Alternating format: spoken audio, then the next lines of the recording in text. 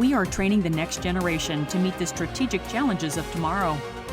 We are dedicated to understanding in order to act better.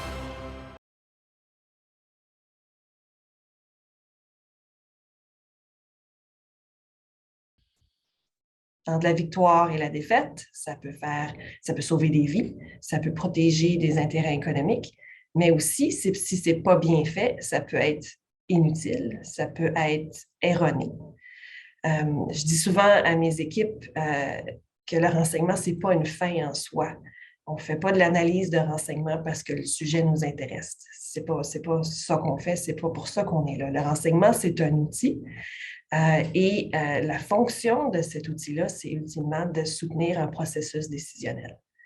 Que ce soit dans le cadre d'opérations militaires ou pour mieux comprendre les intentions stratégiques à long terme d'un groupe terroriste ou même de certains pays, le rôle du renseignement, c'est d'aider quelqu'un, quelque part, à prendre une bonne décision. Et je pense que pour être efficace, le renseignement doit rencontrer certains critères. First, I think that intelligence must be relevant. What I mean by that is that intelligence agencies, we all have clients, different clients, prime ministers, ministers, deployed Canadian Armed Forces, law enforcement agencies, and the list goes on. And all of those clients have a very distinct set of requirements. They have different interests, different portfolios. And so our intelligence assessments must be tailored to their specific needs. It's a very important step for any intelligence business to get to know your clients, know what they are interested about, what's their priorities, and be agile enough to adjust when their priorities and requirements change. It means also that because we have so many clients and they have so many interests, that we need to ruthlessly prioritize. We don't have infinite resources. And so it's important to understand that not everything is as important in the grand scheme of things, and we need to make choices. This is especially true in the context where increasingly so our clients are not necessarily part of the national security intelligence business. They are in other portfolio. They have economic responsibilities, social responsibilities. And so it's important to understand their needs, which are slightly different than the traditional national security needs. Second, I think that to be useful, intelligence assessments must be credible and rigorous. It must be based on sound analysis, and our judgments must be as precise as possible. A colleague of mine always say that words matter, and our clients rely on us. They rely on our ability to be clear, to be concise, and to be accurate. And it's not always easy to do that. I always ask my teams of analysts to make sure that their assessments are clearly linked to Canadian interests. There must be a clear so what to our assessment. They must also always speak to a trend.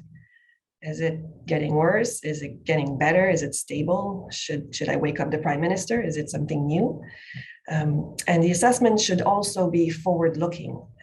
It's not enough to just describe what something is happening. We have to give an indication of what we think is going to happen next and how we're confident in our judgment. And third, I think in order to fulfill its purpose, intelligence must be timely. Credible, actionable intelligence must be brought to clients' attention when they can act on it and when they're ready to think about it. Secrets and assessments, like anything else, are perishable. So the best intelligence assessment on a terrorist plot is not that useful if it is given to police officers after the bomb went off. So timeliness is absolutely key. And in order to be timely, we need to understand our clients' decision-making processes and when they're ready to make decisions. We must also operate in a legal and policy framework. There are rules and they're there for good reasons. And so part of our job is to make sure that our folks are trained, that we have operational policies, that our activities are duly recorded, to make sure that everything's documented and make sure that we operate within our mandates. That's very important as well. So, you know, all that being said, describing what I think makes good intelligence is fairly easy. I did that in about 4 minutes, I think.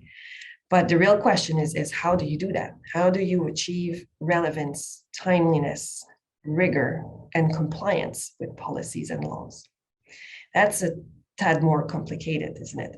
And it's complicated also because the answer to those questions cannot be static. It needs to allow for evolution. It needs to be agile because the business is changing, as I said.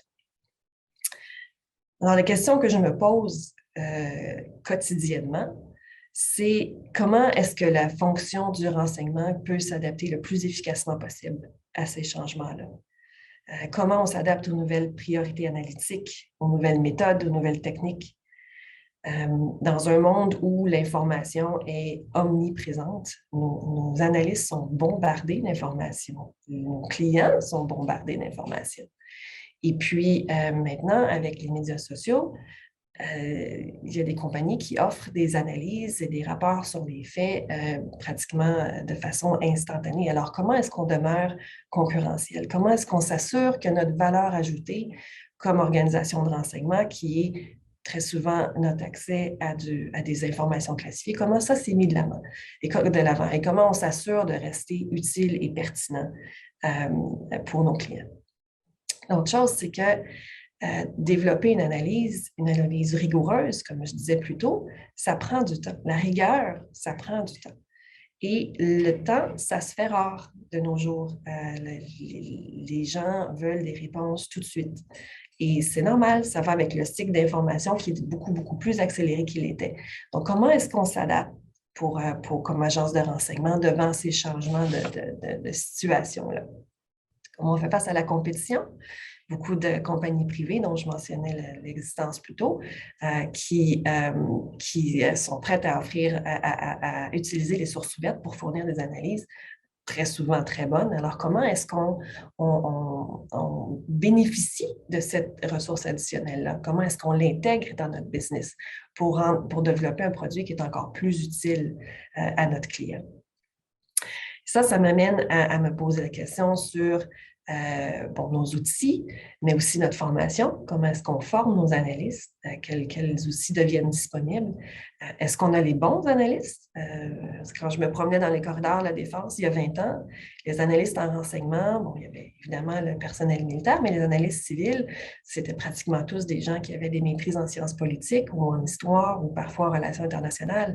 Mais est-ce que c'est seulement de ce genre de formation-là dont on a besoin? Est-ce qu'il ne faut pas diversifier? On n'a pas besoin de psychologues, d'économistes, de spécialistes en changement climatique?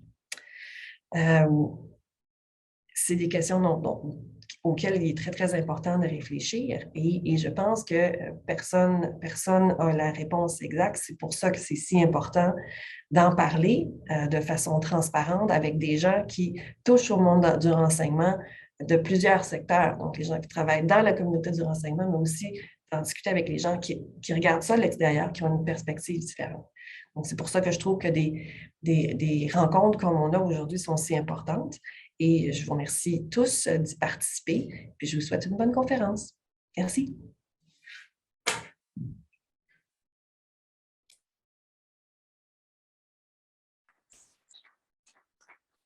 Merci beaucoup, Madame Chayer. Je vais dès maintenant passer à notre premier panel et vous présenter nos conférenciers. Nous en avons 2 avec moi ici sur place et 1 en ligne. Nous allons parler donc de changement climatique. What is climate change? Most people think they know. What are the consequences of climate change? These are issues that are certainly debatable. There is a form of uncertainty, but there's one thing that we know is that it is indeed very serious. More than that, I would say it calls into question the structural conditions of international relations that we take for granted. Dans ce contexte, nos panélistes parleront justement des enjeux liés au changement climatique. Donc, dans l'ordre, d'abord, first to go will be Professor Will Greaves of the University of Victoria.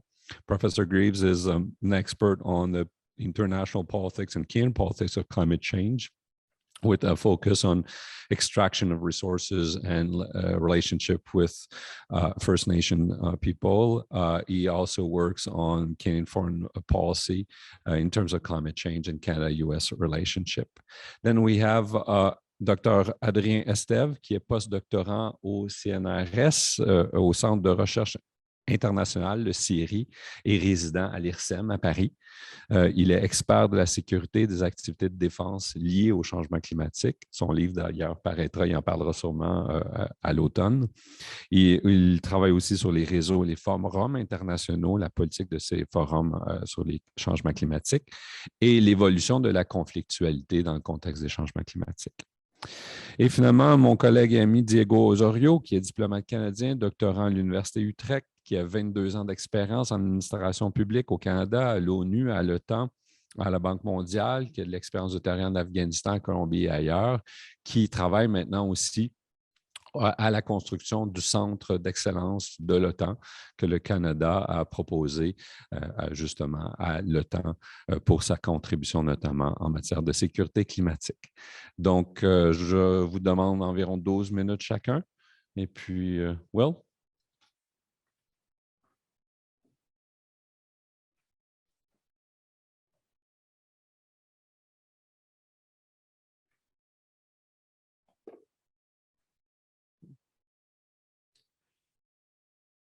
Good morning, everybody. Bonjour. C'est un grand plaisir d'être ici aujourd'hui à mon ancienne université baccalauréat. Good morning, everybody, and thank you for being here, and thank you very much to Professor Charbonneau and Professor Martin Brûlé pour l'invitation d'être ici. My name is Will Greaves from the University of Victoria, and it's a pleasure to be here to discuss with you, I think, a basket of related thoughts and arguments related to this question of climate security. What kind of security issues does climate change produce for Canada? And while intelligence and law enforcement are not particularly my focus, I think that there are some important implications when we understand the domestic aspects, in particular, of climate change and security. And so those are the arguments that I hope to put to you today in 12 minutes. I will monitor my time, and I look forward to any discussion later. To begin with, just to note briefly, because I think it's quite significant, what does it matter whether we call something a security issue or not? What does it matter when we securitize things? There's a huge academic literature on this field. We won't go into those depths of conversations, but what I think is important to recognize from my own perspective, but I think widely shared across many other areas of expertise and so forth, is that securitization is a process. It's the process through which societies produce things as security threats, produce things as security issues. And that in that sense, there isn't anything that is inherently a security issue, right? We choose collectively through our political institutions and our elected leaders and other kinds of social processes, the things that we will respond to as though they were security threats. And that this may or may not have any particular relationship to objective material phenomena in the world, such as how many people are endangered or what other kinds of physical implications a particular phenomenon might have.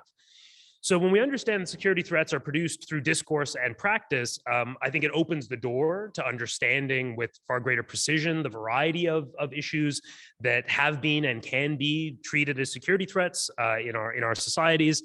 But it also opens the door to understanding the trade-offs or the cost that is always implicated when we decide to treat something as though it was a security threat. And in a nutshell, what happens when we securitize something, what happens when we designate a given phenomenon as a security threat, is that we empower the state or other power holders to respond with all necessary means, right? We authorize emergency measures, and in most cases, almost default expansion of state power in order to respond to that given phenomenon. This, in many instances, means that governments will declare states of emergencies or otherwise suspend or infringe upon civil liberties and other civil and political rights, and that there are often limits imposed on normal democratic processes as a result. So while securitization may sometimes be necessary, it always comes at a cost, especially in free and open societies, and that we should therefore be very mindful of the things that we seek to securitize and recognize that it's not as cheap and easy to throw around the security language as is sometimes the case. I published an article in 2020 in which I outlined 5 areas of climate-related threats to security in Canada. I won't go through this exhaustively by any means, but I think there are some obvious implications for our discussion today. Those 5 areas are human security threats, so threats to the survival and well-being of Canadians, economic threats, threats to either Canada's existing economy or its future economic prospects, threats in the Arctic, by which I mean specifically conventional and unconventional threats to Canada through the Arctic, this vast, largely, of course, sparsely populated and challenging environment that forms around 1/3 of Canada's landmass. The 4th are humanitarian crises, by which I mean both humanitarian crises at home and abroad, these emergency situations where people lack the necessities for continued human life, which unfortunately often goes hand in hand with extreme weather events and other climate-related disasters. And then the 5th area is the risk or the, I think, increasing prospect of radicalization and domestic instability, but from actors located in different places along a kind of left-right political spectrum. I think we're seeing evidence of this already. So there are certainly those in Canada who have mobilized, and I think will continue to mobilize in various ways in response to the climate crisis, in response to perceived government inaction or insufficient action to respond to climate change. And will take, I think, increasingly disruptive direct action tactics as a result. And on the other side, of course, there are those who are angry about the changes implied by decarbonization or other kinds of transformation of our economy, people who are upset about the transformation of cultural norms and other kinds of systems as a result of responding to climate change.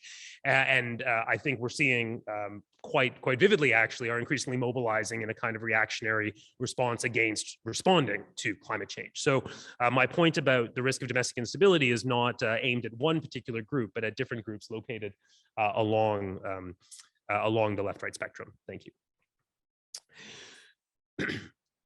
This poses particular challenges for Canada domestically. I think we could discuss various kinds of foreign interests and national interests internationally, which Canada possesses that are implicated by climate change in one way or another. However, it's in the domestic realm where we see, I think, not only a lot of movement towards securitizing climate-related threats, viewing climate impacts, either first-order or second-order impacts in Canada through a security lens, but because of the domestic context and the constitutional rights that Canadians enjoy within the country, I think there are particularly significant trade-offs that we should be mindful of.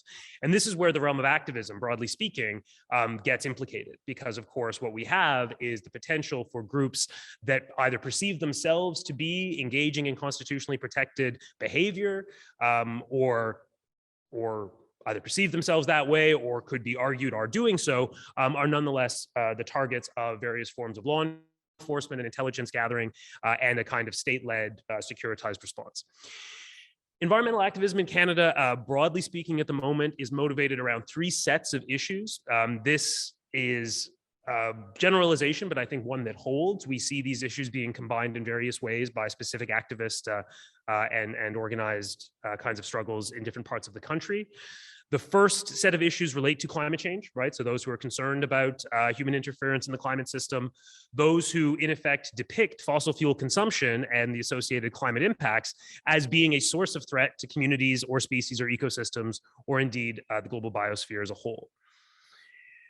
Even more, I think, powerful, however, in the Canadian context is not necessarily those who are motivated first and foremost by climate change, but those who are motivated by local environmental protection, those who are motivated by responding to perceived challenges to the integrity of their local environments, including particularly depicting pollution and other forms of ecological degradation as threats to their communities, to local ecosystems or species. And in the Canadian context, I think it should be no surprise that we've seen quite a quite a bit. We're not quite there yet. We'll get there. Quite a bit of activity around, for example, mobilizing against new pipeline construction or other forms of unconventional fossil fuel extraction and transportation, and that those have really catalyzed the most significant social mobilizations in this country in this millennium. To use the one specific example, the Trans Mountain Pipeline from Alberta to the coast of British Columbia has already led to the largest number of arrests, the largest degree of civil disobedience in Canada in the 21st century. The third category, and again, these do relate to each other, specifically focuses on Indigenous relationships to land and fundamentally depicts colonialism, capitalism, and indeed the Canadian state as threats to Indigenous ways of knowing and being. And I think we see some of the most potent social mobilization and activism in Canada at the intersection of these Indigenous relationships to land with both concerns over local environmental protection and climate change writ large. For those who have been present in Canada or watching Canadian news over recent years, I think it's not difficult to conjure to mind examples of this. We've seen large-scale mobilizations against different pipeline projects, be it the Trans Mountain expansion, be it the Energy East expansion, be it the Northern Gateway project, be it the Keystone XL project, and then other unconventional fossil fuel extraction related to hydraulic fracking and the expansion of the Alberta bitumen sands. This has been, I think, very much top of mind in the Canadian public mind and the priorities of Canadian policymakers for a number of years now. And as this slide demonstrates, we've seen these organized activist coalitions and social movements coalesce really, as I say, at the intersection of these issues, particularly where local environmental protection and Indigenous rights and title tend to intersect. Now, to zoom back out from these specific cases for a moment, I think when we look at some of the data on public opinion towards the question of climate change in Canada, it's very instructive in terms of understanding, on the one hand, the latent potential for climate change and climate impacts to be depicted as security threats. As I said, this intersubjective constructivist understanding of security, we can collectively decide whatever we wish is a security threat. And when the public, of course, has strong opinions on a matter, it makes it that much easier for governments to gain their consent for the very suspension of normal politics and other types of democratic compromises entailed by securitization. And so in this sense, and as the next slide will show, climate public opinion in Canada is expansive in many ways, but can be distilled down to a couple of key points. Wonderful. So the first, and I think really critically, is that most Canadians believe in human-caused climate change and are worried about it. This is something which is now very, very clear. There's a strong national consensus, not only as to the validity and the reality of climate change, but as something that is of worry and something that Canadians are increasingly concerned about. We see majorities of adults in every federal riding in Canada accepting that climate change is accurate. But as the map, the coloring isn't great there, but as the map on the right-hand side, bottom right, shows you, there is an important regional variation here. And this is the second major point, which is that climate opinion is generally robust in Canada, but it does vary quite substantially and is distributed unevenly by region, province, and very particularly partisanship. It gives me no pleasure to say this. I am not a partisan, and I have to say that because I sometimes get attacked to the contrary, but I am not a partisan. I'm an analyst who has observed the partisan relevance of conservative self-identification. Canadians who self-identify as Conservative Party supporters are overwhelmingly the most likely group in this country by any way of analyzing their demographics to be skeptical of climate change and resistant to climate action. This, of course, overlaps with a kind of regional distribution of partisan identification to significantly concentrate more climate skeptical or anti-reform opinion in Alberta and the Prairie West. Whereas by contrast, in British Columbia, in Southern Ontario, in Southern Quebec, we see extremely robust consensus on the other side of that question. There's a number of other data points that I've compiled here, which I won't be able to go into because 12 minutes just flies by. But what I think is really critical, what I'd like to draw your attention to, are just a couple of key points, which is that overall, 74% of Canadians identify that they feel anxious about climate change. Nearly 3/4 of Canadians identify this as something that worries them, that concerns them. And it's not such a large leap to go from anxiety towards securitization itself, right? Fear being one of the major motivators of securitizing anything. 74% of Canadians feel anxious about climate change. Of those, 58% want governments to adopt a wartime footing, that they are quite explicitly prepared to embrace a Second World War analogy for the way in which government should mobilize across society to respond. And 33% of Canadians indicate, a full third, that they support rapid decarbonization and the phasing out of fossil fuels in this country. Now, they didn't get asked about the costs of doing so, and of course that's highly relevant, but nonetheless, there seems to be this very, very strong support in various segments, in most segments of the country, indeed, for securitizing climate change. However, and this was the third point that I think I actually skipped on the previous slide, but no matter, Canadians may feel anxious about climate change, but that doesn't necessarily mean there's consensus about what to do. And we see this most acutely in the tension between climate policy and energy policy in this country, where, for instance, 74% of Canadians feel anxious about climate change, but most support reducing fossil fuel use while also supporting the construction of new fossil fuel pipelines. So we have this kind of contradiction really quite latent in Canadians' attitudes to this question. And it goes far enough that there's actually empirical evidence to support the securitization, not of climate change, but of the opposite, of the need to get Canadian energy exports to market itself. So for instance, there is significant support amongst Canadians towards new pipeline construction, 44% positive as compared to only 21% opposed in 2017. But in January of 2019, 58% of Canadians identified the lack of new pipelines as its own crisis.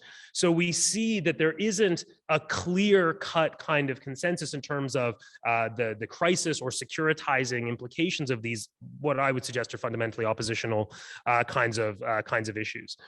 And so, of course, all of this converges when we see, as I think we've seen quite vividly in this calendar year, 2022, the conflict between those who would mobilize and organize themselves in social movements in order to spur a faster decarbonization, to spur governments to take more aggressive action to reduce Canada's greenhouse gas emissions, as well as insulate Canadians against climate effects.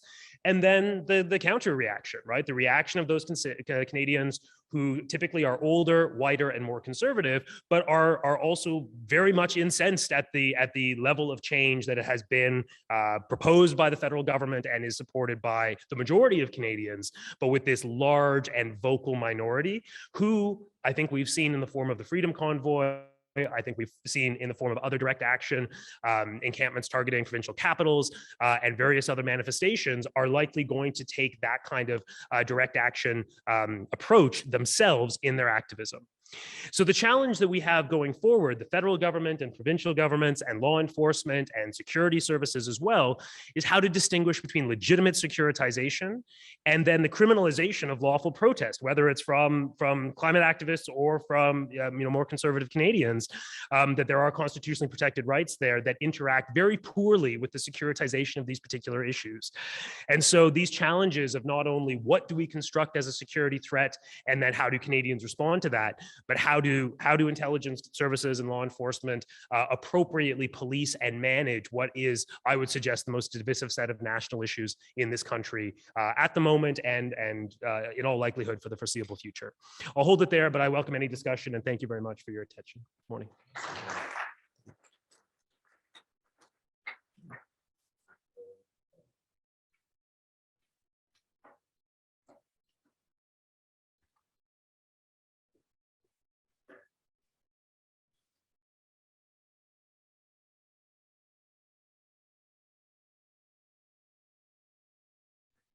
Well, thank you very much, dear Bruno, and thank you to Professor Martin Brûlé for a kind invitation to this conference.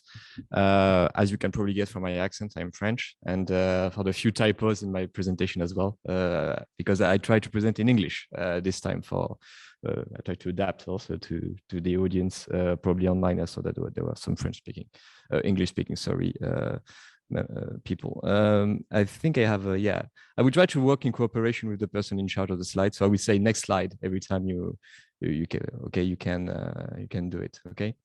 So I'm a postdoctoral researcher at Sciences Po in Paris, at the Center for International Studies, and in residency at the French Institute for Strategic Studies, so basically connected to the Ministry of Defense in France.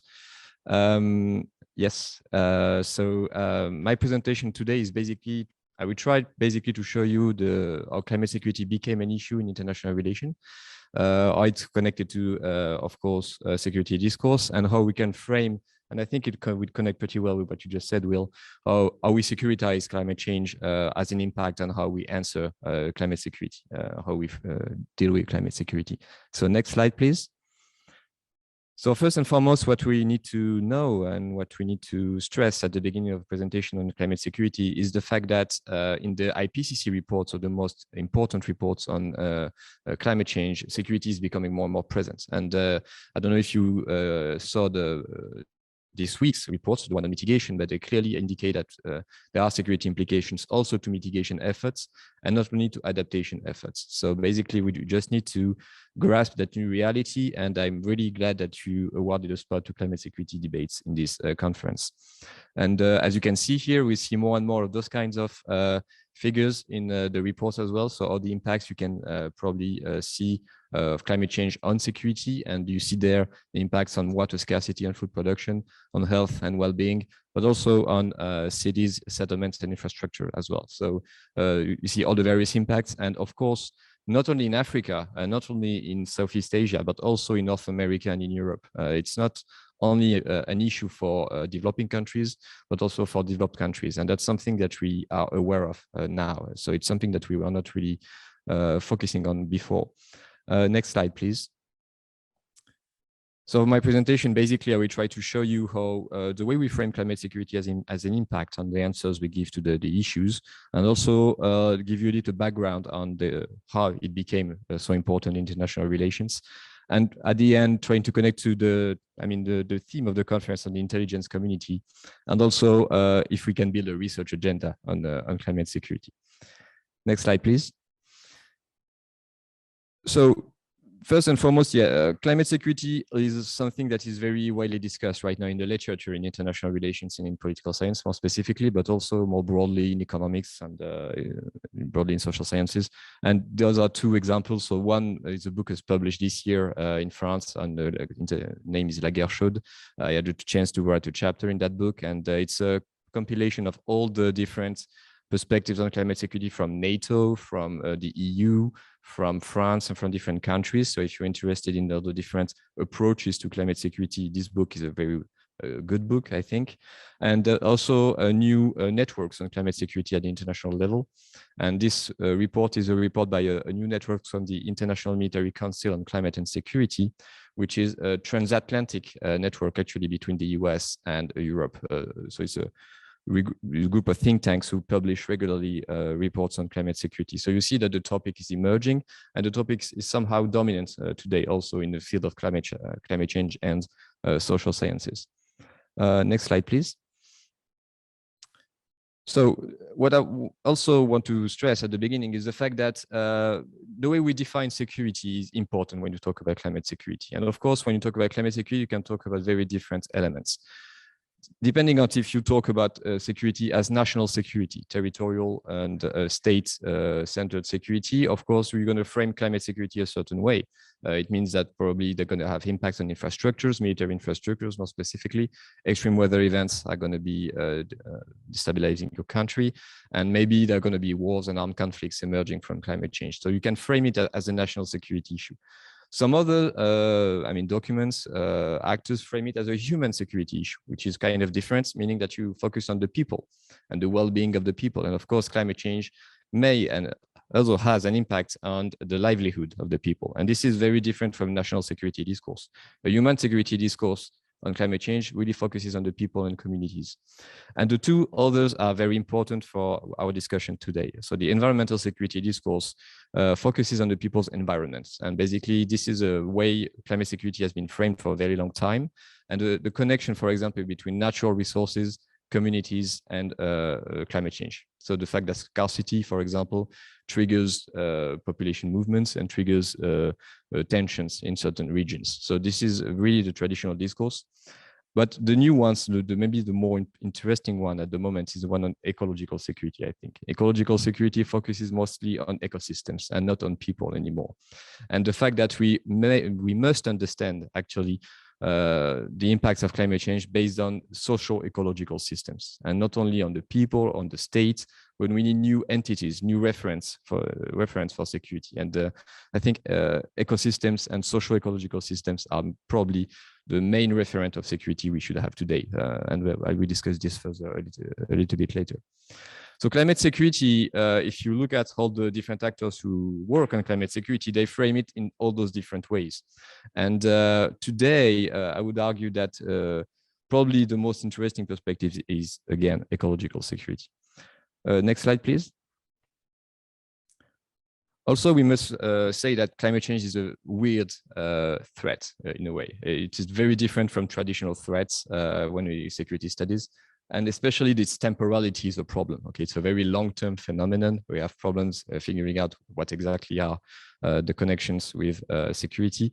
And there is also not only a long-term, it's not only a long-term phenomenon, but it also has a sense of urgency. So it's a paradox in the climate security discourse. Climate change is a long-term phenomenon, but we need to take action now, right? So we need to take action before it gets too serious. And that's very new also in the realm of security. The speciality of the phenomenon is quite new as well. It's a global phenomenon. And it calls for international cooperation. But at the same time, it also has very local and territorial impacts. And this is also a distinction here that we must make. And causality is, of course, maybe the biggest problem when we talk about climate security. So how do you connect security crisis to climate change? How do you establish a clear connection between migration, for example, and climate change, an armed conflict and climate change, or terrorist activity and climate change? And causality is probably, I think, where the intelligence community may play a role also. It's establishing causality and working on the causality between climate change and security issue. So the most popular expression we use today when we talk about climate security is we say that climate change is a threat multiplier.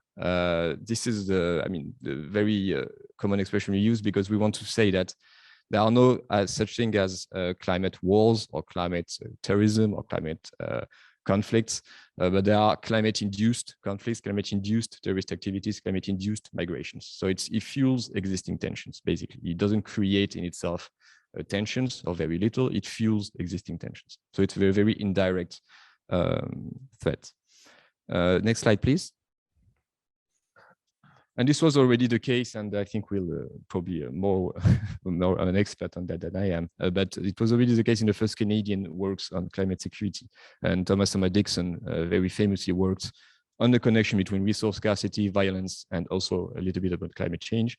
And he really highlighted the fact that it was an indirect correlation, an indirect causality. So in his model, there was no clear, there was no, not because you had a certain level of climate change, certain level of resource scarcity, that you had conflicts. There are other factors, of course, connected to it. So it's hard to say that there are climate wars again or climate terrorism. We need to take into account other factors and more specifically political factors. Next slide, please. Well, on the second part of my presentation, I wanted also to tell you that institutions and security institutions are getting involved in climate change. And there's a growing acknowledgement of the security implications of climate change by international organizations, military leaders, and also more recently, institutions such as the EU, for example, so regional institutions. So it's very interesting to see that climate security has become a trending topic also in international politics. Next slide, please. And when we look at the case of the United Nations Security Council, it's very interesting to see what happens. The United Nations Security Council started to talk about climate security in 2007. The first open debate on climate security was in 2007. And it was, considered as a first step of the securitization of climate change at the international level, meaning that for the first time, the highest international security institution clearly acknowledged the connection between certain conflicts and climate change, or certain security phenomena, and climate change. And it really, in the different debates, the UNSC clearly stressed that the fact we need to have a preventive approach to climate security, meaning that we need to build today new security practices to anticipate and prevent the most harmful consequences of climate change. Next slide, please. But in the meantime, it became very political. I mean, it's very important, I think, in this presentation and in this discussion we have, that we acknowledge the fact that climate security is a political concept as well. And we have a clear division today at the UNSC between some countries that clearly support the fact that climate change is a security issue, and other countries that really don't want to hear about climate security or don't want to acknowledge climate security as a problem. And in last December, there was an attempt, vote on a resolution to recognize climate change as a security issue at the UNSC. And you see what happens. There is a clear division between some countries, India, China, Russia, who don't want to acknowledge the fact that climate change is a security issue, and other countries, North America, Europe, of course, Africa, who support the fact that climate change is a security issue. And the justification by India and China and Russia is very interesting, because they say they don't want to recognize it as a security issue because they want Western countries to take action from a mitigation standpoint. They don't want climate security to be a new way for the Western countries to escape their responsibilities, basically, when it comes to the reduction of carbon emissions. So fair or unfair point, I don't know, but it just stresses the fact that climate security is a political concept, and a highly political concept. Next slide, please. Yes. Yes, so I will just briefly on NATO. I don't want to talk too much about it, but NATO is getting involved in climate security as well, as you may know from Bruno's presentation, the fact that the center is going to come to Canada. But there is also a climate change and security action plan that is very interesting if you want to see how NATO moved from energy security to climate security, and the way they reframed also traditional energy security issues as climate security issues. For example, the energy supplies, for example, the energy transition are things that are now connected to climate change, whereas they were not before. Yes, next slide, please. Next slide, please. I want to go dig into it.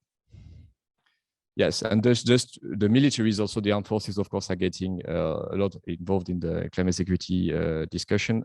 France and the US both, and that was my case studies in my PhD, both acknowledges the connection between climate change and security through different security risks, so natural disasters, migrations, armed conflicts. Next slide, please. And in the case of the US, extreme weather events, most hostile living conditions, and armed tensions. So when you study the doctrine of both the US and France, you see clear connection between climate change and security in those specific areas, right? And those specific risks. Yes, next slide, please. And what can the intelligence community do? I think the intelligence community has a role to play, especially in acknowledging the connection between climate change and certain security phenomena, because we lack knowledge today on this connection. We don't establish clear causality between the two. And the intelligence community has the tools, I think, to help us do that. And I think that they could definitely take action. And I saw that recently in Canada, there are public statements from intelligence officials who clearly want to get involved in climate security. So probably there is something to work on here. Next slide, please. And I think the best example of the way the intelligence community could contribute also to climate security is it was already an experience done in the US by the program called MEDIA by the CIA. It was a program when scientists were allowed to have access to classified data from oceanographers, from the Navy, and so on and so forth, to better their climate models. To improve their climate models and to improve their methods. And they were allowed to have access, thanks to Al Gore back in the day, so it was in the 1990s, to have access to NASA images, to NASA resources, for example. And it greatly improved the way we work on climate change today. And I think the intelligence community has the capacity to provide scientists with clear also data on climate change, and we need to work on that as well. Next slide, please. And in the case of Canada, in the case of North America and Europe, I think the case of the Arctic is a good case study for us, and probably the place where this connection between climate science and climate intelligence could take place. Because we need, in the case of the Arctic, clear indication of whether climate change will open a northern sea route, as people know, as some scientists argue, and how it will impact, for example, the relationship between Russia and Canada, between Canada and also China, because China is becoming an Arctic country as well. So we need also better data for this connection here between Arctic and security in the Arctic and climate change. Next slide, please. Next slide, please. Yeah, just I want to go to my conclusion. So next slide again, sorry. Yeah, and next slide again. And so for my conclusion, I just want to stress the fact that two positions are possible today. The first possibility is proposed by a new Center for Climate and Security in the US, a think tank, offers a responsibility to prepare and prevent concepts. So maybe this is the way to go, and I will be happy to talk about it further later. Next slide. And my idea is basically we need to develop a ecological security approach. And I think this is the way to go for climate security debates now, because we need to integrate the impacts of climate change on socio-ecological systems, and not only on states, not only on humans, not only on people, but more generally on ecosystems and on the planet.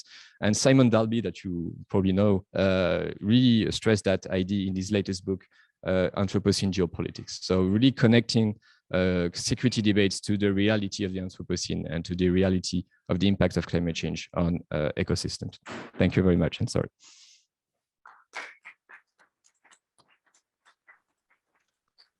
Merci beaucoup, Adrien.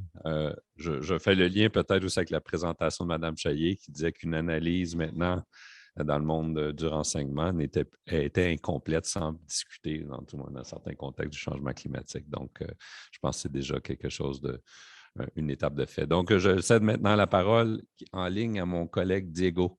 À toi, Diego. Merci beaucoup. Bonne journée. Good morning, good afternoon to people across the Atlantic at the moment. I just want to start by saying that I'm presenting on my personal capacity and not on behalf of the government of Canada. So whatever I say here is just my ideas and do not concern any official position from the government. Je présente au nom de mon nom personnel, et puis ce que je vous présente ici, c'est pas du tout les positions du gouvernement du Canada. Je fais plutôt en tant qu'académicien et personne qui travaille dans le sujet depuis des années. Okay, so Adrien, I really like your presentation because I would say that we're pretty much in sync. One of the things I wanted to highlight is the nature of climate change as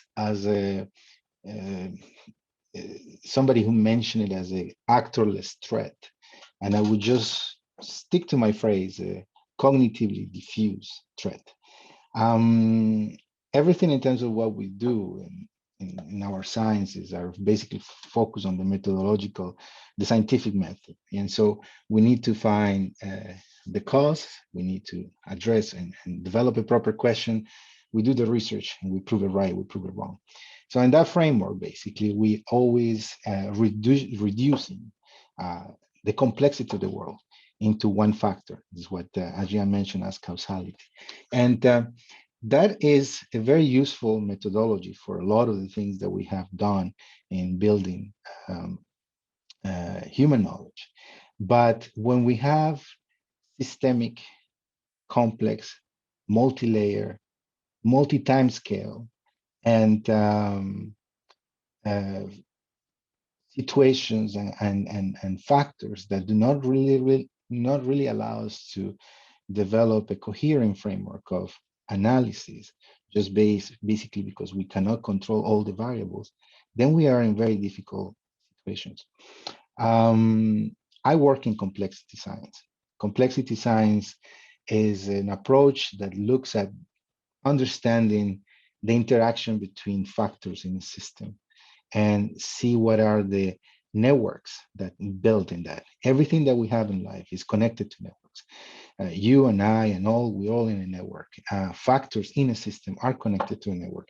And within that network, there are some factors that are a little bit more central, essential, strategic. And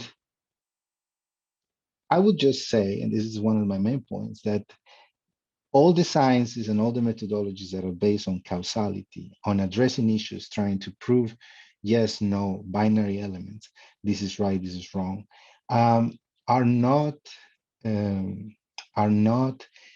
line up to deliver the kind of information that we will need to be able to understand and to react, or even to act preventively vis-a-vis the issues related to climate change. It is a complex phenomenon, we know that. And everybody, as Adrien mentioned it, talks about the fact that climate change is an indirect security multiplier or risk multiplier. But we have a problem with that phrase as well. And when I say we, it's the people that work in complexity science, because it's a little bit of, we cannot prove through the models of causality that climate change is behind one specific issue. Therefore, we just say, because we have to acknowledge that it has a fact, that it has somewhat of influence, it plays a role, but we don't know exactly what. And one of the main issues with that is that it tends to move the file onto an area where, well, we cannot prove it. We cannot really state that this factor is behind this situation. Therefore, we're not going to address it. And the problem is that we need to have a framework to address this situation. If you look, for instance, at what happened in the Security Council, part of the, in the latest vote, part of the reasoning was that there is not proof enough that climate change is the issue that needs to be addressed. And so we are all trying to build up the case, trying to create a proof, or trying to figure out a way in which we can satisfy the questions that are emerging from the perspective of causality. And that is a problem. That's a problem because very likely we won't be able to have that. Nobody in the IPCC or the UNFCCC are going to tell you that climate change is behind some sort of a set of a sequence of events that leads to a coup d'etat or revolutionary war somewhere in any part of the world that has a high level of vulnerability. It's very unlikely to achieve that kind of situation. However, we can have a good understanding of how things are today in terms of how different factors connect with each other. And from that, we can also understand what factors are central within the mechanism and see that any changes in those specific factors can lead to changes in the system, can lead to changes in resilience, can lead to changes in the degree of vulnerability of the system. This is a very, as Adrien also mentioned there, ecological security, and it's connected to that because the methodology borrows a lot from ecology as such.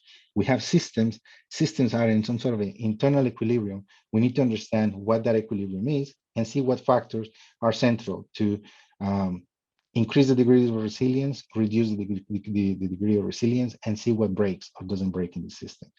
Complexity science is something that is used today in many areas. You have Cedric de Koning using complexity science to understand adaptive systems as applied to peacekeeping operations. Complexity science is used to understand the evolution of the economy and see which areas you can focus to have the best use of funding and targeting investment. You can also use complexity science to understand a lot of different things that happen in the field of physics and other areas. But we still have not yet developed a methodology to apply complexity science, and there have been some people trying this at the moment, but to use complexity science to deliver on the kind of analysis that are being mentioned by Dr. Chayer earlier before in terms of the strategic analysis, nor to really understand how we can manage, harness, and integrate the immense amount of data that we have in terms of the evolution of different factors. Scientists, and I worked recently with a scientific institution, still are keen on having the statistical regression that allows them to pinpoint to one factor. And if the threshold proof is not met, then we don't necessarily make the assessment. Policymakers don't have the same threshold of proof. Policymakers need to address, in a way, intuitively, these issues as if they were part of a complex system. We need to respond regardless of whether we have the science 100% behind or not. So that is an important thing that we need to keep in mind. Now, in terms of climate security, the issue is moving at a speed that perhaps is a little bit of a concern. I'm saying this because the amount of time that takes from science and scientific discoveries to become policy is not fast enough for the kind of situations we have to address. There are new research, there's new impacts. You hear institutions such as the CGR, or you see the report from the IPCC, but how that filters into the cognitive element of the policymakers or the public in general is not fast enough. And that's one thing that we need to address as well. So there are two major issues that I would like to highlight here. For climate security being an actorless threat and being a cognitively diffuse situation, we need to have a new methodology to define the problem and to study the different manifestations of the problem. And secondly, we need to understand as well that cognitively, as a species, we are not prepared nor capable of dealing with things that we do not see, things that we do not feel. As I always say in a bit of a joke, climate security is not a Godzilla, it's not a monster, it's not something you can throw rockets at. It is everywhere and nowhere. And the most interesting analogy for that is the frog in the boiling water.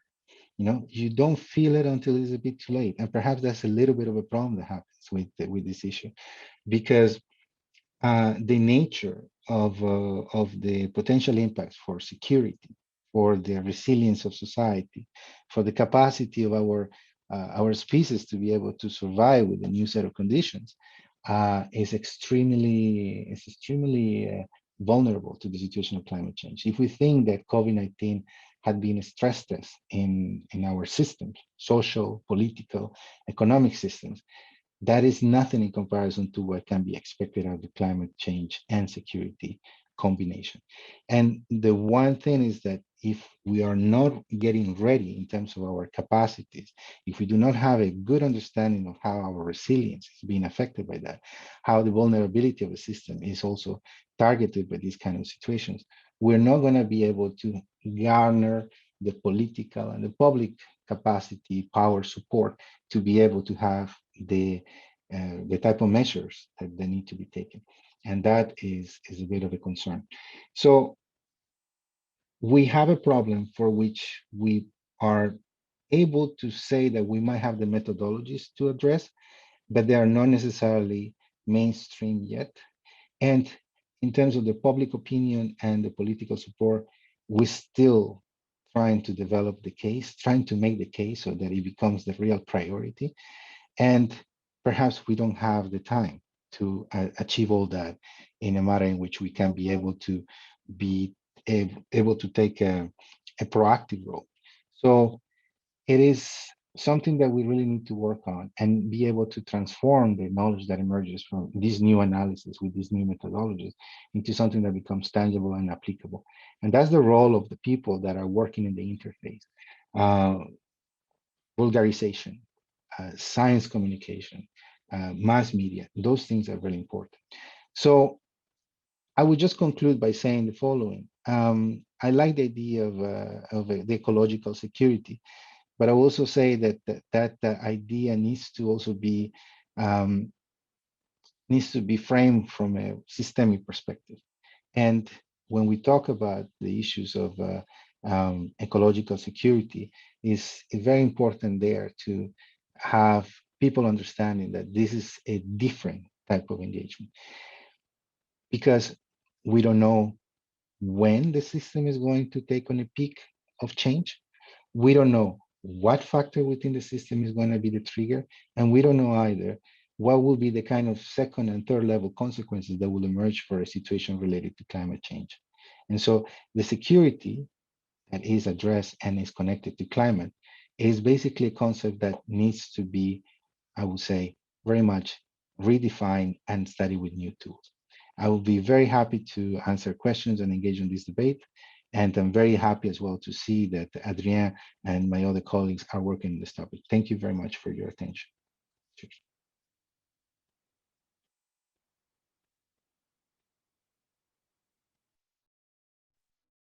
Merci beaucoup, Diego. Ah, ça marche-tu ou pas? Vous m'entendez? Oui, OK, bon.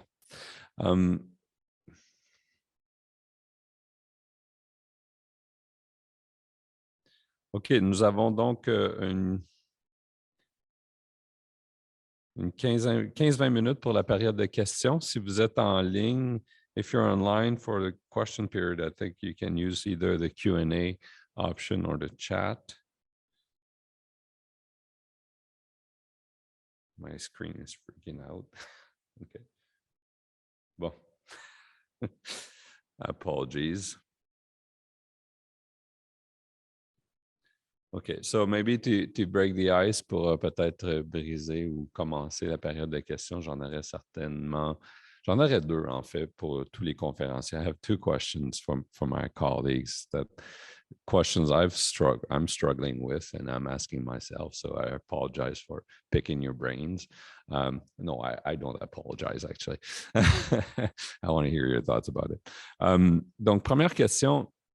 Je l'ai mentionné en introduction, c'est la condition. Est-ce que le changement climatique, en fait, change ce que j'appellerais les conditions structurelles de ce qu'on conçoit comme la géopolitique et les relations internationales? Is climate change like a new structural conditions, a lot like IR scholars have talked about anarchy, for instance, for a long time. So is climate change changing that sort of like international structural condition, or should we try to think through climate change in such terms? Maybe Diego will talk about that in terms of complexity. I don't know, but certainly I would like to hear your thoughts about that. Et ma deuxième question, peut-être pour utiliser, je vais la concevoir aussi peut-être avec la même analogie de Diego de la grenouille qui est dans qui bout. Parce que personnellement, on doit toujours un peu convaincre. Les gens comprennent, savent que les changements climatiques, en tout cas dans mon expérience, comprennent les changements climatiques, mais quand on creuse le sujet, évidemment, on comprend l'urgence peut-être plus de la situation que ceux qui ne creusent pas la question ou qui croient savoir. Et donc, je vous pose la question à savoir, puis c'est peut-être un peu, ça revient à ce que Diego disait, l'urgence de la situation, de l'action, le besoin de l'action. So how do we tackle, or do we work with that sort of climate skepticism, or people will say you're an alarmist if you think we need to act now? It will gradually get there and we'll be okay. It shouldn't be that bad or whatnot. So are we being alarmist here, or do we need to, wake people up, and how do we do it if we do? So I'm pretty sure you understand what I'm saying. If we are frogs in a boiling pot, how do we make more people realize that there is a boiling pot and that we should actually take action quite quickly? Donc, je ne sais pas, je vois que Diego a déjà la main levée. Tu peux y aller, Diego, on peut commencer par toi, si tu veux. Oui, merci. Puis je vais le faire vite de façon qu'on puisse avoir tous le temps de parler. On the first one, I would say that for the geopolitics, it's as if the tragedy of the commons becomes a geopolitical context. The tragedy of the commons was that the environment, the kind of things that for all of us were part of it, but none of us is really the one that is assigned the management, was basically something that led to what we have in terms of environmental degradation and things like that. But we don't have mechanisms in the institutionality framework that we have right now to address this, except when you look at things such as the management and the governance of water resources. Because the philosopher said, you never step on the same river twice in your life. And it's a flow, it's a dynamic context that changes. And so how we're going to be able to adopt the institutionality that we have that is not very good, that is not very efficient, Security Council, et cetera, to a situation that requires a new way of determining what is mine, what is yours, and what is ours. Yeah, that's the first thing. And so that's a question, and I don't think I have an answer for that, but I'm really much working on it. On the second is, you guys remember perhaps in the 80s, for those who are old enough to be at that time, that the impact on public opinion of a small film called The Day After had a major impact on how people had the push to have nuclear negotiations and some of the treaty agreements. And it was there was a film in the UK and there was a film in the US that really showed to people how life was going to be after a nuclear attack. And people got really scared. And I'm not saying let's scare people, but we really need to make it tangible in terms of understanding what's going to happen. Science fiction is always interesting because it takes you a little bit, and we have many dystopian films and stuff like that. You need to be able to adapt this complex phenomena, this very difficult situation, to how we behave in the language of social media, in the language of pop culture, and how we understand things. Unless we do that, we're not going to be able to have the political support to make it happen. Thank you.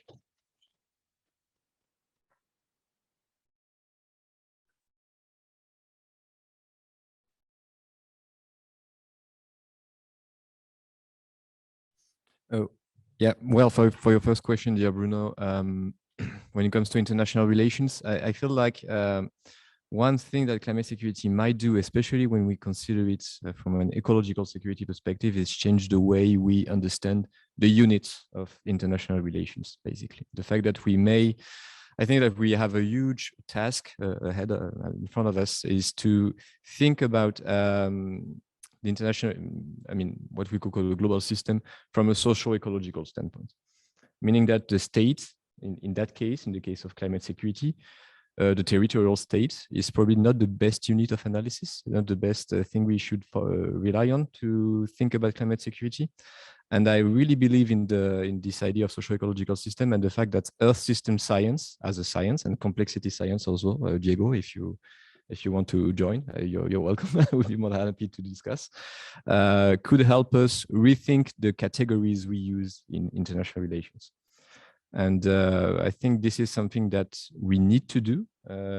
Will it change the way international relations work? Probably not. I don't think that we will change the way political leaders or international leaders think about international relations in a day.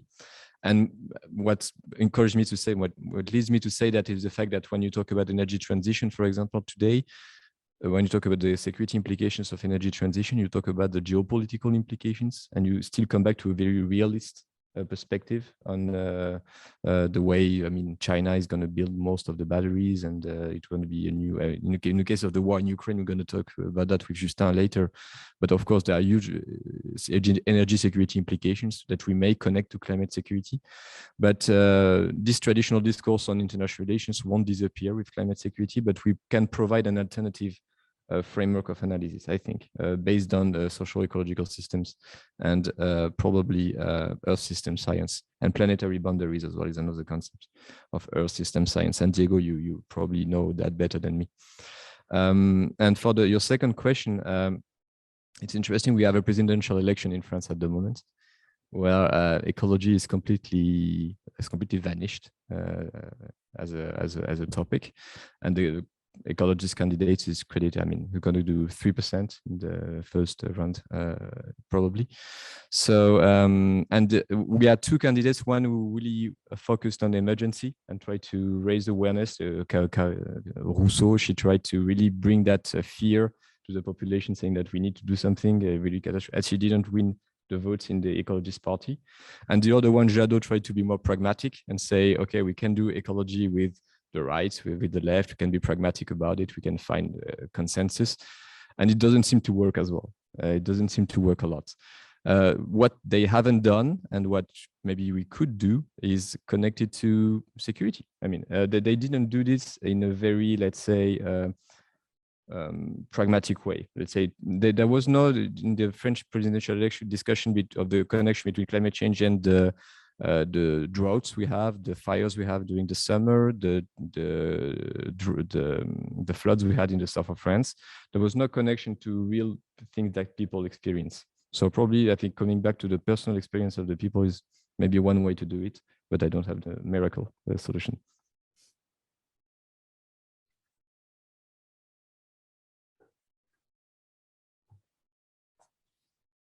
Thank you for those good and provocative questions. To the first one, I think we do have to think of climate in structural terms. I think it's most useful to think of it as an emergent structure of global politics. But as a good constructivist, I have to then say that just because it's a structure doesn't mean it's determinative, right? Anarchy is what we make of it. I think in many ways, climate change is what we make of it as well. And within that, there are a lot of different things that are housed, but climate change is a crisis. Climate change threatens our survival as a species. Climate change threatens any number of things. Climate change also has opportunities. Climate change also affords all manner of potential, not just, I mean, short-term economic benefits, although that's true as well, but opportunities, should we embrace them, to address other decisions, in some cases very long-standing ones, a century or more, in terms of how we organize ourselves socially, right? I mean, those are opportunities that I think are present should they be seized. So yes to structure, but no to structure having a particular kind of path dependent, a set of outcomes for us. To the second question, I have a couple of scattered thoughts. I mean, I've increasingly come to terms, I guess, with one of my roles as a climate securitizer, as somebody who has perhaps a not so secret agenda any longer to get this phenomenon and all of its associated challenges, as I see it, to simply be treated more seriously in the hierarchy of political concerns, right? Securitization can mean many things. At the governmental level, it's about resource allocation. It's about decision-making priority, right? It's about how do governments triage all the many different issues competing for their attention. And I am firmly of the belief that climate change should be at the top of that pile, not least of which because it touches on virtually all other issues that governments are dealing with. But I think part of the crisis that we're dealing with, and this pertains to the frog in the pot metaphor, is really the extent to which even the most progressive governments in this country, I'll limit my scope to Canada, even the most kind of climate forward governments in this country, those who say the right things and seemingly acknowledge it, are extraordinarily limited in their actual response and in the degree of change that they've been prepared to champion. And I would just briefly refer to last calendar year in my current province of British Columbia. The year 2021 was an extraordinary year in BC from a climate change or a climate security perspective.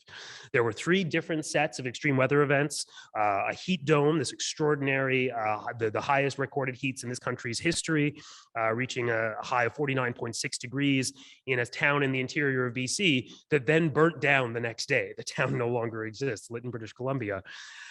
It was a year in which that extreme heat fueled the worst wildfire season in British Columbia's history, a wildfire season that included more than 1,500 fires, 50 of them large fires, which is to say fires burning more than 1,000 acres. The largest of those consumed more than 230,000 acres of forest, and as I said, destroyed the entire town of Lytton.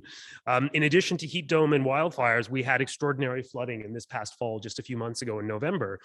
Floods which are now the most expensive extreme weather event in Canadian history, floods which not only displaced more than 18,000 people, killed 4 directly, but cut off the entire coast of British Columbia, including the Port of Vancouver, from the rest of the country, not least of which are the interior parts of the province that were otherwise inaccessible. They were inaccessible by road or any other means of ground transportation besides essentially Canadian Armed Forces helicopter.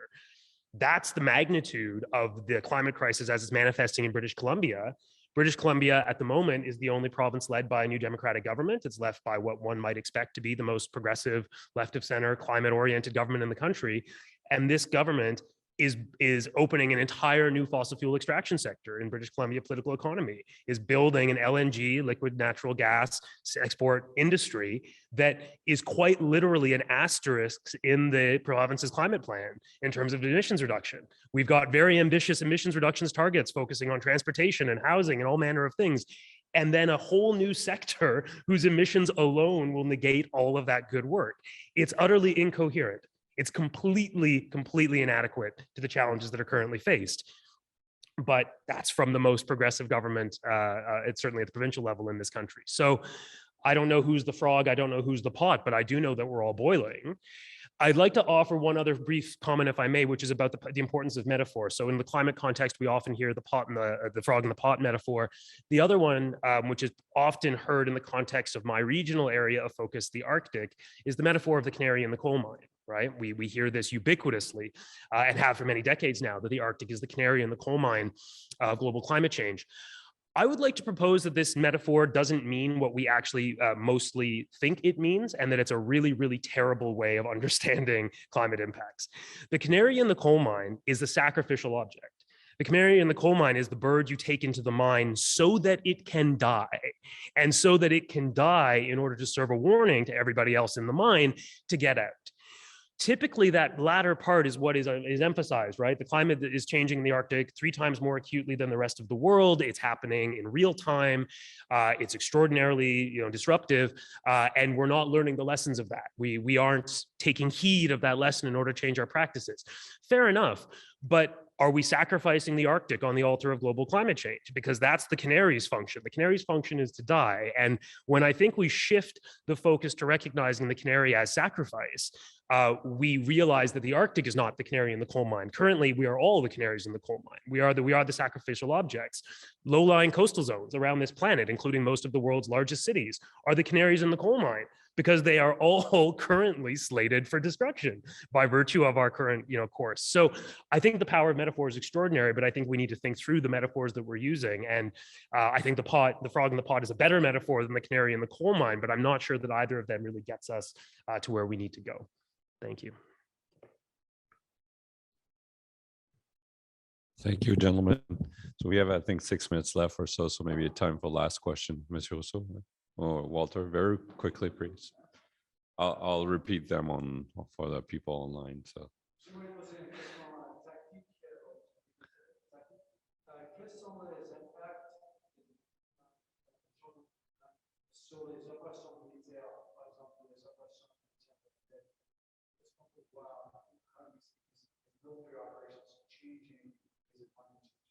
What are the impacts of climate change on military operation, like peacekeeping, for instance? Monsieur Rousseau? Ma question, c'est,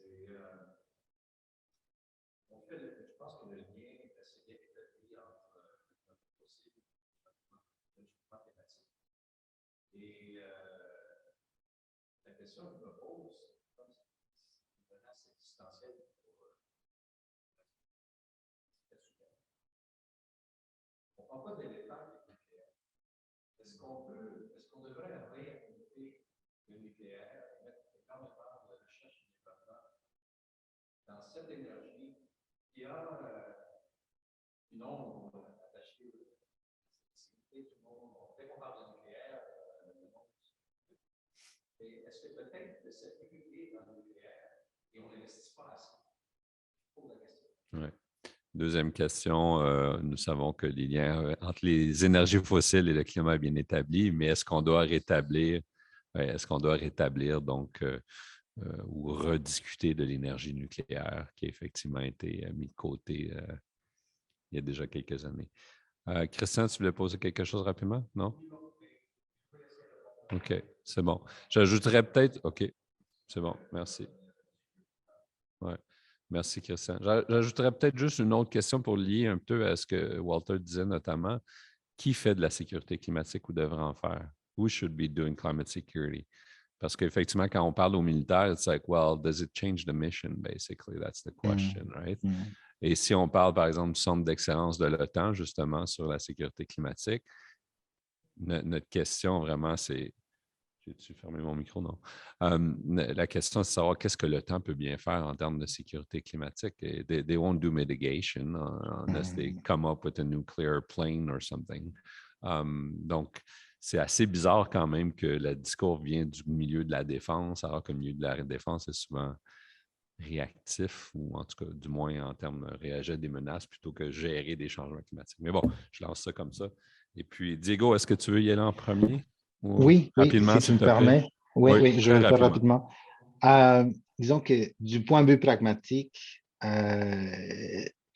l'utilisation du secteur sécurité, c'est la vectorisation la plus accessible qu'on a pour avancer sur le dossier. C'est-à-dire, et si on avait des structures institutionnelles plus adaptées à ce sort de situation, on aurait peut-être un autre facteur, un autre élément de la gouvernance qui pourrait être plus approprié pour travailler là-dedans. Mais dans le contexte actuel, sécuriser les discours de changement climatique et sécurité d'utiliser les éléments qui viennent du Conseil de sécurité, des différents acteurs dans le secteur sécurité, c'est surtout parce que c'est la vitesse, le tempo de cet acteur-là qui nous permet d'avancer sur le dossier. Et parce qu'à la fin, quand les systèmes vont être vraiment mis devant une situation exhaustive vis-à-vis de la résilience et la vulnérabilité du système, c'est avec les acteurs sécurité qu'on va répondre, que ce soit de façon réactive ou qu'on puisse peut-être avoir quelque chose opérationnel du point de vue de prévention, qui sait, mais à la fin, ça va être avec des soldats et des éléments de sécurité qu'on va réagir d'une façon quelconque, soit parce qu'on a raté, soit parce qu'on a toujours la possibilité de faire quelque chose. Ça, c'est la première chose. Et concernant la question des opérations maintien de la paix, bonjour Walter, ça fait longtemps qu'on ne s'est pas vu. Une chose que j'aimerais bien dire, c'est que nous risquons when I say it in English, we're risking at the moment a multiplication of factors and situations that require the same kind of response. And we know that the system is at the moment pretty much stretched. How many peacekeeping operations can the international community sustain in the world today? That's a question. How many of those will be able to sustain if we have a situation in which even the vulnerability and the resilience of the societies that contribute to those peacekeeping operations is also threatened? That was a question that MSF asked themselves. At what point are we going to be able to deliver humanitarian assistance when the people that work for MSF are going to have to take care of their own people back home? And that was basically a threshold that is being used in the planning. And the third element is, what is it that we're going to do in peacekeeping or in conflict prevention when we're dealing with climate change and security? If you look, for instance, at the architecture of the United Nations in terms of conflict prevention, it's pretty much in one framework. It's good, they do the stuff, but what is it that you have to do to prevent something related to climate change?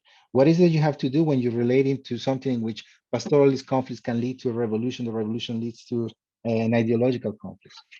Do we have the tools and the capacities within the architecture and the reservoir or the toolkit of conflict prevention, peacekeeping, peace building, et cetera, that is able to enable, that enables societies and countries and those that want to bring some change to respond to that kind of situation? I doubt it. At the moment, I don't think we have that capacity yet. Thank you.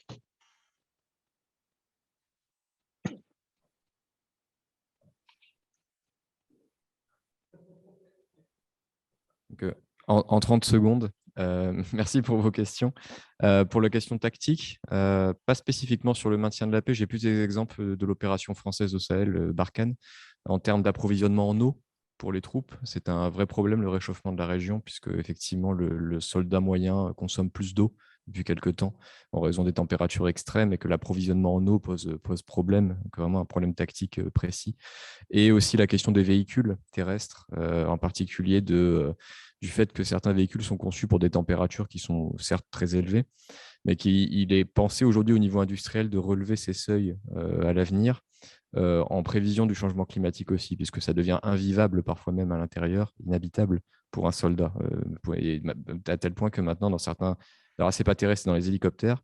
Parfois, on ne les charge pas complètement, justement parce que les moteurs ou disons, la chaleur fait qu'on a un risque si on les surcharge ou si on les met à leur charge normale. Donc, d'un point de vue tactique, ça pose vraiment question d'un point de vue humain et industriel. Voilà, vraiment les deux enjeux, à mon avis, de l'expérience du Sahel en France, enfin de Barkhane dans le cas français. Au niveau du nucléaire, parce que ça n'a pas été répondu, ça fait déjà 30 secondes. Il y a effectivement le nucléaire. Moi, ce qui me gêne dans le discours sur le nucléaire, c'est que le temps d'investir, on n'investit pas dans autre chose déjà, bien sûr. Et en fait, ça prend énormément de temps d'investir dans le nucléaire. Ce sont des plans à plusieurs dizaines d'années. En fait, j'ai l'impression que le nucléaire, et en France aujourd'hui, on a une puissance nucléaire qui assume clairement de faire du nucléaire une énergie verte. D'ailleurs, le nucléaire est reconnu comme énergie verte au niveau européen maintenant. On repousse le problème, à mon avis, encore plus loin. Et les déchets radioactifs, eux, vont être polluants sur des centaines, des milliers d'années. Donc, en fait, pour moi, c'est sacrifier encore plus le futur, presque le choix du nucléaire, que vraiment réfléchir à changer nos comportements maintenant. Mais c'est une discussion complexe, il faut qu'on l'ait, je pense, au café juste après, plus précisément. Et il y avait une troisième question qui était... C'est pour Will, voilà. Oui, là, vas-y.